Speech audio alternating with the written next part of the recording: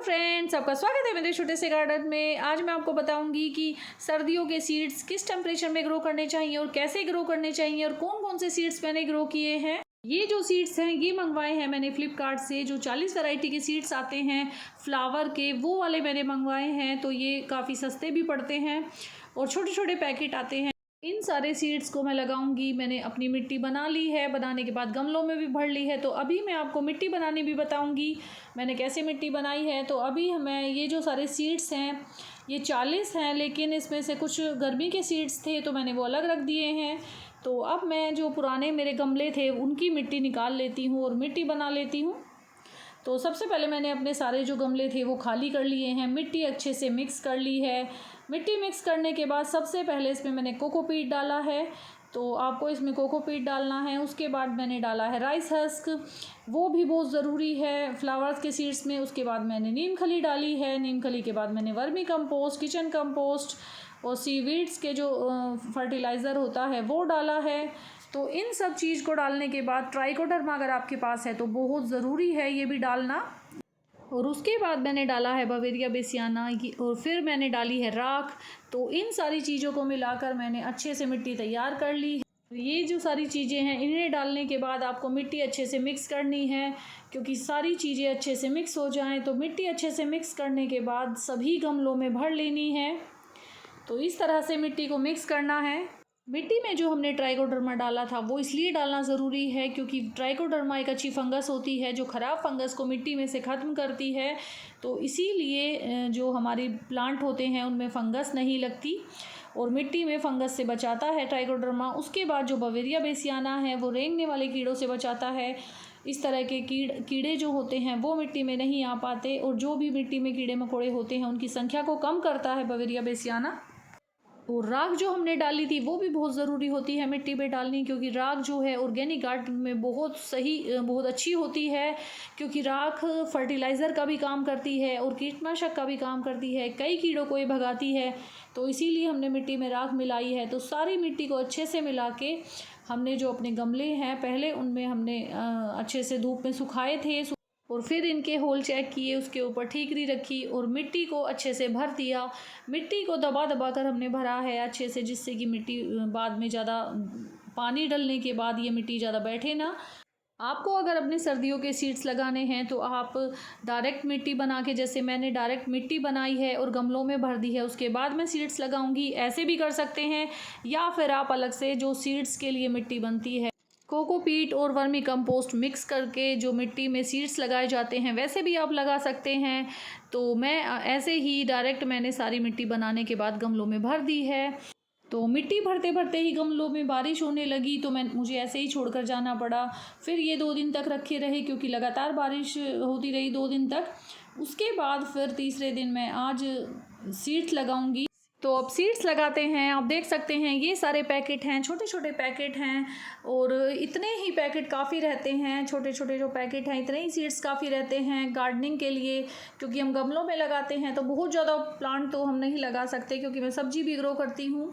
तो ये बहुत हैं मेरे लिए। तो अब मैं इन्हें लगाती हूँ। तो जो मेरी मिट्टी बारिश से जम गई थी अब मैं उसे थोड़ी सी उसकी गुड़ाई करती हूँ, उसे सॉफ्ट करती हूँ। तो गुड़ाई करने के बाद अब ये जो पैकेट है सबसे पहले मैंने लगाया आइस फ्लावर। ये आइस फ्लावर है और ये बहुत ही सुंदर होता है और ये इजी मेंटेनेंस होता है, इजी टू केयर होता है, लो मेंटेनेंस होता है। तो इसमें ज़्यादा केयर करने की ज़रूरत नहीं होती और इस प्लांट में पानी कम ही देना चाहिए और फुल सनलाइट में इसे रखना चाहिए। तो बहुत अच्छा प्लांट होता है, खूबसूरत फूल होता है इसका और बहुत ही बारीक सीड हैं इसके, जैसे कि सरसों के दाने होते हैं उससे भी बारीक सीड्स हैं इसके।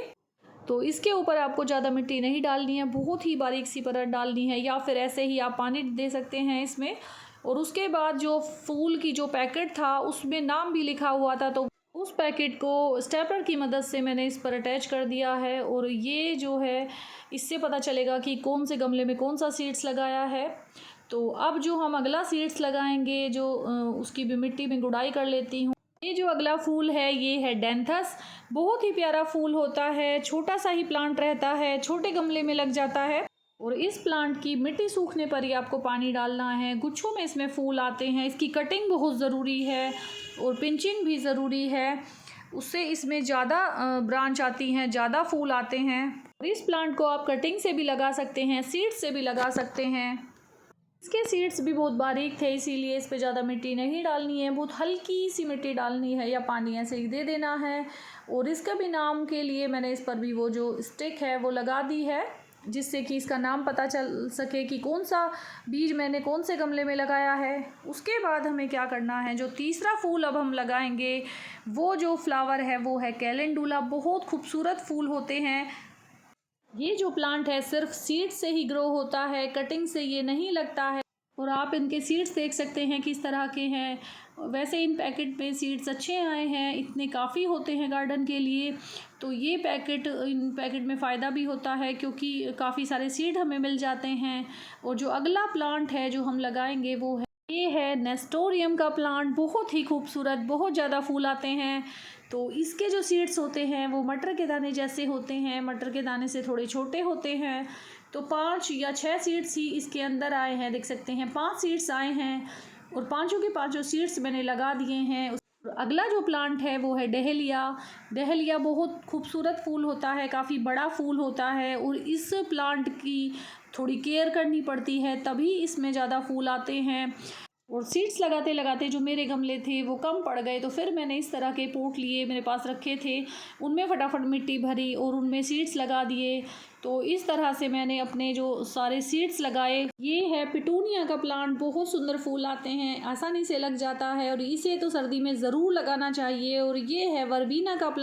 इस वाले प्लांटर पे मैंने दोनों के सीड्स इकट्ठे लगाए हैं। उसके बाद मुझे सबसे नीचे मिला गुलदाउदी का सीड्स, तो मैंने झट से एक अपना प्लांटर खाली किया और उसके अंदर जो मिट्टी मैंने बनाई थी वो थोड़ी सी मिक्स कर दी। मिक्स करने के बाद इसमें लगा दिए मैंने गुलदाउदी के सीड्स। तो गुलदाउदी सर्दी में सबसे ज़रूरी होता है, बहुत सुंदर प्लांट होता है और सबसे अच्छा प्लांट सर्दी का गुलदाउदी होता है, इसीलिए मैंने झट से गुलदाउदी का प्लांट लगा दिया।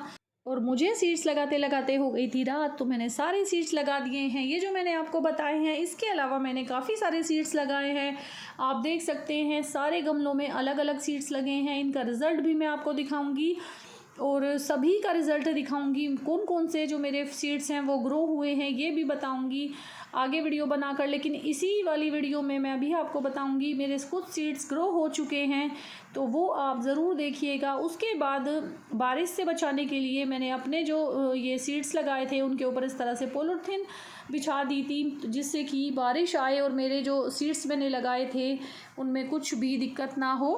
तो इस तरह का जुगाड़ मैंने किया। उसके बाद मैंने देखा कि मेरे कुछ सीड्स तो चौथे दिन ही ग्रो हो चुके हैं, आप देख सकते हैं छोटे छोटे मेरे सीड्स हैं जो ग्रो हो चुके हैं और काफ़ी सारे गमलों में ग्रो हो चुके थे। देखिए दूसरे गमले में, इस वाले में भी, तो आप देख सकते हैं कितना अच्छा इनका रिज़ल्ट है कि आज चौथा दिन था तो ये मेरे सीड्स ग्रो हो चुके हैं और आपको दिख रहे होंगे कई सारे गमलों में। देखिए इसमें भी छोटे छोटे 2 जो मेरे सीड्स हैं वो ग्रो हो गए हैं, एक ये ग्रो हो चुका है इसमें भी, और एक इधर जो सीड्स है वो भी आप देख सकते हैं छोटा सा ग्रो हो रहा है। तो ये सीड्स तीसरा या चौथा दिन है जो मेरे सीड्स का ग्रो हो गए हैं और इनका रिज़ल्ट अच्छा ही आएगा शायद। और ये गुलदाउदी लगे हुए हैं मेरे।